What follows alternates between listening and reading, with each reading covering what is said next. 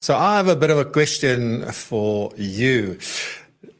I'm wondering, in today's day and age, we're in 2022, we have all the tech that you can ever dream of, all the software, like all the most amazing hardware. I look at Apple launching their new iPhones and their new iPads and all sorts of stuff, and or their watches and that.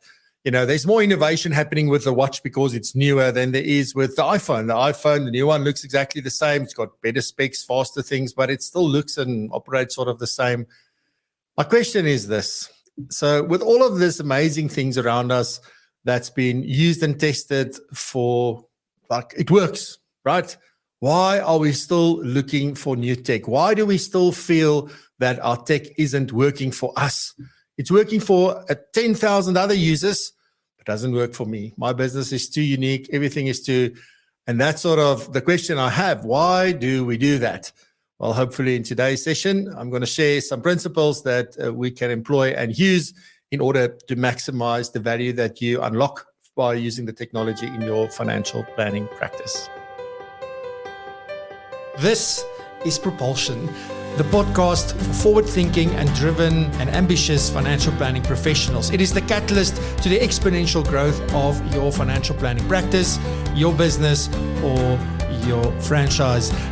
This is where professionals come in order to learn about the latest technology, to learn about best practice when it comes to running and managing their business, as well as marketing, sales, relationship building, the best and most valuable interviews with local and international guests, and a whole host of other things. Without any further ado, here is your host, Francois du Toit. Let's get started. So the first thing I want to talk about, obviously, when we talk about getting the most out of your technology in your financial planning practice, is a very simple place to start. And that is having the right tool for the right job. Now, obviously, I think there's a lot of things where we feel like, we're looking for that one system, as we always spoke about. I'm going to talk a little bit about that more later. But ultimately, it is to understand that whether you're a one-man, one-woman practice, whether you're building your practice within a bigger FSP, or whether you are the FSP and you are building your practice, and whether you then it's just you and a team, or there are several financial advisors working in your business, it doesn't matter. You got to understand that your practice is a business. We need to run it like a business. We need to understand it like a business. We need to put things in place that a proper business would have in place. And therefore, if we look at all the different areas of a financial planning business, or any other business for that matter, there are several different things that need different functions, different access. There's different information that needs to flow. So there's all these different things. And some of the main things that I feel we need to understand, what tools do we need for this specifically, is, first of all, relationship management. And when I talk about relationship management, I'm not talking about a place where you can put your client's information like the yellow pages. That's not the point. We need that as well. Easy to find the information, link more information to it, basically their digital file, if you will. So you obviously need the basic information. But managing a relationship is understanding the conversations you've had in the past with them, understanding what have come out of those, making notes about those, having something to refer back to, having certain notifications. And I'm not talking about birthday notifications and anniversaries and that kind of stuff, but there's other things that this can help you remember, and it can help you actually be proactive in the way that you deal with that client. So everything, all the information around the relationship you have with a particular client needs to be in that system. So there's a need for proper relationship management, because one, you can't remember everything. Two, nobody else can remember everything. So, and that information becomes very valuable the day you want to sell your business as well. Then record management. And record management, I call it record management because first I put in there like document management, but that sounds too simple. Record management. So record management comprises everything. It comprises documents. It comprises proof of IDs and FICA kind of stuff. It comprises all the agenda notes and meetings that you've had with clients, all the applications you've done, paperwork you've done, all the records, phone calls, emails, all those things. We need to manage those, right? So that's important. Obviously, if you're in financial planning, planning tools are quite important. And to understand the type of planning you do, how you do it, who you do it for, what the needs are, is quite important. Then a big one, which a lot of people are now coming on board with, and I've seen because the conversations have changed drastically about this in the last bit that I've really had these conversations with a lot of people, and that is on reporting. It's amazing how 3-4 years ago, people were not that bothered, I would say, about communicating with clients and sending them investment statements or sending them information regarding their portfolio proactively and things like that. Because we're still in this belief that, when you invest, you never should look at it. It's for the long run, just leave it. But I also feel that that's maybe a cop-out because we don't want to have these hard conversations when we need to have them. And maybe it's because we don't feel like we have the skills or the ability to have them properly, or it makes us uneasy, or whatever the reason might be for each individual person. But now people have started to see the value, and I've been preaching and professing this value of sending a monthly statement for years. It's not now. I've seen it in action since 2008. I experienced it myself doing it from 2013 until I sold my practice. The power of being in contact with a client every single month with something that they are going to open and that they are interested in is the trust, the credibility, the power that you build off the back of that, the opportunities you unlock off the back of that is incredible. It's almost, it's counterintuitive. If you think about when markets are down, you think you send out statements to 300 people that, now I'm going to get a flurry of phone calls. Well, if it's the first time you're sending out statements ever, then absolutely. But if it's not the first time, you've been sending it out now for 12, 18, 24 months, and now there's a drop. I promise you, I saw this. Almost no one phones. Why? Because they know you're looking at it. They know that every month they get a statement. They know that they're in good hands. The trust has been built. And so often we saw people just replying to those and saying, oh, by the way, I've now got this. I need to talk to you about X, Y, or Z, and whatever it may be.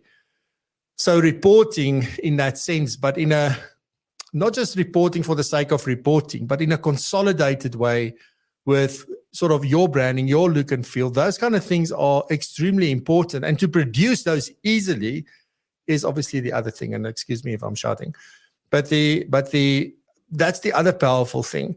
So this about we've been talking about transparency and all this kind of stuff for years, and there is no better way than having proper reporting in place.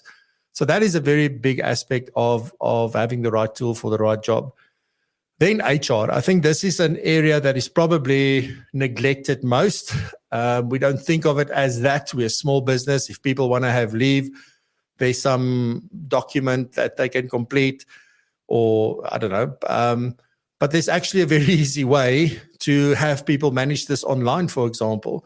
What about things like if you want to appoint people? What if you need to discipline people? What if you need to, what processes and systems do you have in place in order to manage that and to manage the information of your employees effectively? So a very important area. Then another big one for me that I'm very passionate about is revenue. And I particularly split revenue and accounting from each other because they are not the same thing. Revenue forms part of accounting, but accounting does not really consider revenue apart from how much was the revenue for the year. There's no way that an accountant is going to look at your revenues and really show you exactly where things are coming from, where the risks are, where you're doing a good job, where you're not doing a good job, those kind of stuff. So revenue management is extremely, extremely important, and definitely something that one needs to consider. Again, whether you just get commission from one place. I just had a conversation last week with someone saying to me, they've gone onto one of the systems and they just work for one company, right? They are building a practice within one FSP. They get only commission and income from that product provider. They picked up how many things where they weren't paid correctly for a number of years already. So there's things that you are losing out on because you don't have the information readily available. And how can you run a proper business and a proper practice if you're not on top of things?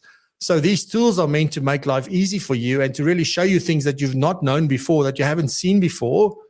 And even if you then get to know, you know that you're staying on top. So the right tool for the right job is extremely important. The last part is accounting. And especially if you're going to start invoicing people, a lot of people are now invoicing for certain services and so forth. And some are not. Some are still trying to do sort of ongoing agreements, what do you call them, like retainers and things. Others are just like, whenever I do X, Y, and Z, then I charge for it, or the client has an option of how they want to work. Doesn't matter.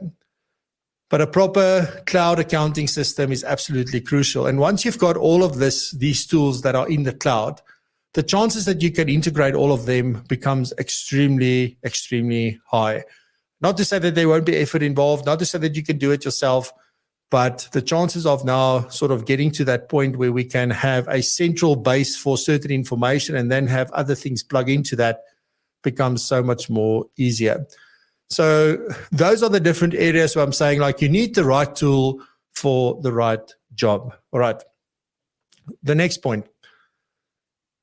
Again, we are still on this, looking for this holy grail of finding a system that can be everything. Just recently, I saw somebody ask again, why don't they build X, Y, or Z into the system? Why don't they do this? Why don't they do that? And here's my experience, right? My actual experience with systems that offer you everything. So that everything in one system dream that we all have. The problem with that is that often, and I say this with respect to these system providers, that they don't have the resources to support each and every single module properly. So if you think about that versus somebody who focuses on something, that is their life, that is their business, that is what they know. I mean, they have a team of 20 people just doing this one thing. The system provider giving you everything in one system have maybe one. I promise you, it's scary. 1 or 2 people that can help and support. And now a lot of the times when it comes to systems, it's all about the data. And it's expected that you take ownership because it's your data. All right? But you can't, because you don't have the resources, nor do you have the time. So now you're looking to the system provider, but help me, you bigger. You are, but they just don't have the capacity in order to do that.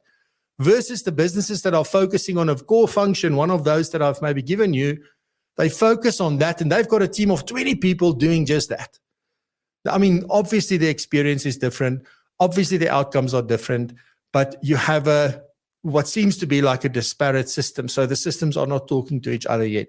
And that's the one big frustration, because that may lead to us having to put more information into systems and having to rekey things. In other words, I've put it in here, but I've got to capture it there again. So now I'm duplicating work basically. And those are the kind of things that then becomes a bit frustrating. So integration in my mind is key versus the one. Now, I'm not saying that there's a system that offers you everything. Maybe it works for you because maybe you're not as busy as some other people and you have the time to go and do all the stuff yourself and manage your data and do all those things. Or maybe you're willing to appoint someone in your business to do that. Then fantastic. If the tool works for you, it works for you. So I'm not saying that one system is bad and separate systems are good. What I'm saying is, and this is going to get to sort of some of my next points, but it is important for you to understand what are you looking for, why are you looking for it, and what are you trying to achieve at the end of the day, and how are people going to partner with you to make it happen. In financial planning, you can't have a knock and drop system. You can't have a system where you say, there it is, you go and buy it online, fantastic, there you go, you use it, don't call us, everything is online. I don't believe that that's the way that things should work. And often when you get to those kind of levels, that are the things that one needs to contend with and accept. And then we get upset and we go look for another system. And then we get another system and it's the same story over and over again. So I'll get to some of those points in a second. So that's my thoughts anyway on that one system to rule them all, seeing that I'm watching the Rings of Power now on Prime. So the other big thing, and I've spoken about this in some way, shape, or form before, but you've got to know that whenever you implement technology and whenever you bring something new, that you have to understand that the research, the demos, the decision-making process, all of those things, that's not when it stops once the deal is signed. That's when the real work starts. So you've got to understand that you have to invest time and effort. You are going to go through frustration. Your team is going to go through frustration. It's going to be disrupting to your business for a while until you get comfortable with whatever it is that you're using. So I can tell you today, unequivocally, there is no such thing as plug and play. Plug and play is something that was made popular because it's a lacquer thing to say, plug and play, right? I mean, not even Apple is really plug and play in my opinion, but that comes from where you take a piece of hardware, plug it into a computer, it installs itself and you can use it immediately. That's plug and play. But you can't get a system. You looked at it, the demo looks fantastic, like it ticks all your boxes, and then there's the system, and then it's not going to run by itself. You've got to learn how to use that system. Your staff has got to learn how to use that system. And adoption shouldn't be an option. This is the system we use. It's not a case of, oh, Pietie, you can use what you want, and Susie, you can use, as long as you're happy, my business depends on your business. So, like, no, you can't build a proper business with that. I mean, that's a lot worse than having separate systems that needs to communicate with each other. So very important from my view anyway, that just understand that there is no such thing as plug and play. There's no such thing as a user-friendly system. That's absolute nonsense. There's more beautiful systems and there's systems that may be more intuitive, but I don't think that necessarily makes them more user-friendly. There are people who's using the system day in and day out that you say is not user-friendly, probably. Why? Because they took the time to get to know the system. That's the only difference. Whatever system you're using today, my advice is always start with what you have. Go and learn it inside out before you say this isn't working for me. Spend the time, spend the effort. And also, you can outsource those functions. You can ask other people to help you and come and do things for you. But that's not helping you understand the system. They will build things how they think it should work, and then it still doesn't work. You don't get involved. So very important that one is involved and that you really, really invest the time and the effort. You've got to understand a few things here. One is the interface. In other words, where things are, how to navigate, where to go, etc., etc. You've got to understand the calculations that are done in the planning tool. If somebody says to you, we use discounted cash flow or we use whatever, doesn't mean that you know and understand where things come from, because their interpretation of those things might be different. So very important that you get to be comfortable with the calculations, because only once you trust the numbers will you be in a position to really use that with confidence, because otherwise you're always going to doubt yourself. And for that 1 out of 10 clients asking you, where does this number come from? You're going to go, I don't know. And it's going to freak you out and you're going to stop using it. So that's very important. The third thing is the output. You've got to spend time with the reports, because unfortunately in a lot of instances you can't have your own reports. So you use those reports. And I've seen too many people at Mug and Bean read from the top to the bottom, next page, top to bottom. And that says to me that we haven't spent the time in order to learn these reports and understand where things come from and what are they saying and what are they trying to position. The fourth thing that goes with that, and that is the last thing that most people spend time on, is figuring out how do you engage. Now, I've had a pet peeve with this for many, many years, where I'm telling system providers, guys, you've got to build an engagement process around your output. Nobody's listened. I don't think they get what I'm saying. So it's up to us to go and figure out, how do I engage with my client around this? Which pieces of this is really important? How can I position this? How do I explain this? How can I use an analogy in order to do this? How do I pull the client into this conversation, as we had a show or two shows ago, where I was speaking about client engagement, to actively be involved in their own planning? How do we do that? But you've got to spend time with the output in order to figure that out for how you want to do it. And you've got to play, make mistakes and repeat. Play, make mistakes and repeat. Play, make mistakes and repeat. That's the only way to learn. We can't be afraid to make those mistakes. We've got to be out there just playing, just putting anything there. Take clients for whom you have done planning, go play around with those things and figure out what that does for you. Righty, so next point. I'll get to the comments in a second. Next point. And here's a very strong statement, and please don't run me over when you see me next time.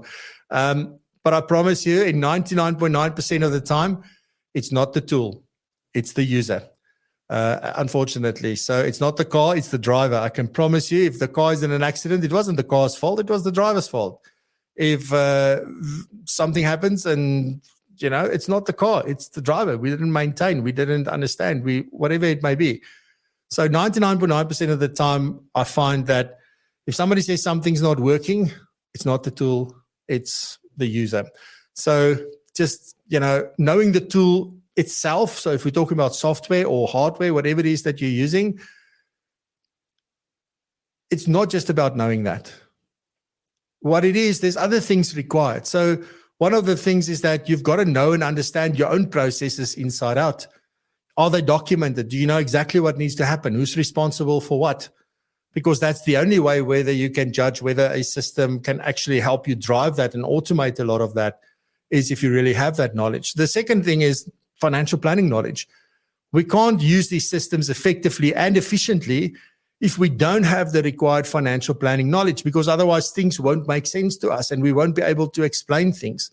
We won't be able to intuitively know, if I put it in that field, that should happen. If I put it in that field, that should happen. And thirdly, when I look at the output, it's very hard to just quickly see, oh, something looks off.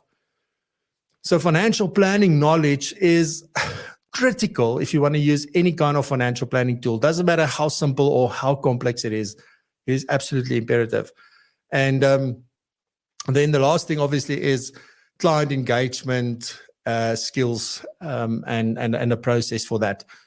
So that's all the stuff you need in order to really get the most out of your tool and understand that it's not that the tool isn't working for me. I'm not working the tool. So if you are, and it's then not working for you, by all means, go look for something else, because then there's a reason. And you remember that I always say, you got to find a system, a tool, a set of tools, a set of whatever that fits your business. You shouldn't have to go and change your business to fit the tool. Now, that doesn't mean that a system can highlight something for you that's not as efficient as you think it is or as it could be. So you might want to go and then revisit and say, well, is there something we can do better from a process structure point of view? But if you're happy with how everything is set up and everything's working, then you got to find that right system. And this is also where I see a lot of people go wrong. I've been involved with a lot of things that we call RFIs, or requests for information, where you have all these questions, but they're almost sort of standard. Can you do this? Can you do this? Can you do this? If not, why not? And if so, sort of need to, and this is this massive document. It goes back to the people looking at this and they decide, oh, we want to see a demo for X, Y, and Z. That request for information needs to be customized in line with your requirements. So that is the starting point. Like, where do you want to start with your business? What are the things you're trying to solve? So with that, I want to get to the first question you should be asking. Whether you sit today with your current system, or whether you are looking for a new system, or you're looking for a system for the first time, the first question you should ask is not, what does it cost? Funny enough, I know of research that shows that in South Africa, all financial planners, the far majority, price is the first thing they ask. Price is the biggest determinant of which system they go with. I think it is a recipe for disaster, and hence maybe why so many people are not happy with what they've got. So it's not what does it cost. It's not the right first question to ask. I'm not saying don't ask what it costs, but that's sort of the last thing you should find out. It's not the first thing. It's also definitely not, can you show me a demo? I'm so keen to see what your system can do. It's not the correct first question. You also shouldn't be asking, like, what features does it have? It's not. What is the first question? The first question is, what job do you need to get done? What job do I want to get done? What problem am I trying to solve? What results am I looking for? What does success look like if I get a system that really works for me? What does that look like? What does a day in the life of me look like? A day in the life of my team, a week, a month, whatever. What does our business look like? And how do we leverage off of a system like this? You've got to be clear on those things. Unless you are clear on that, you can't go like, what features am I looking for? Because what are you going to do? You're going to sit there and then look at this tool and it's amazing. And the guy who presents or the lady who presents is absolutely phenomenal. They blow you away. Then you look at the next one, then, oh, this is so fantastic. And then the next, oh, this is even better. And then at the end of the day, you make a decision based on price because they were all cool. That's not how we should be choosing technology. And again, it doesn't matter what kind of technology you are looking for or that you want to use. Those are the kind of things that we need to go through if you really want to make sure that you are aligned and getting the stuff that will work in your business. So important, you got to work the tool. If you're not working the tool's not going to work for you. Ladies and gentlemen, that is it for today's show. Thank you very much for being with me. I really appreciate it. I hope you got a lot of value from this, and you're welcome to obviously share your thoughts in the comments.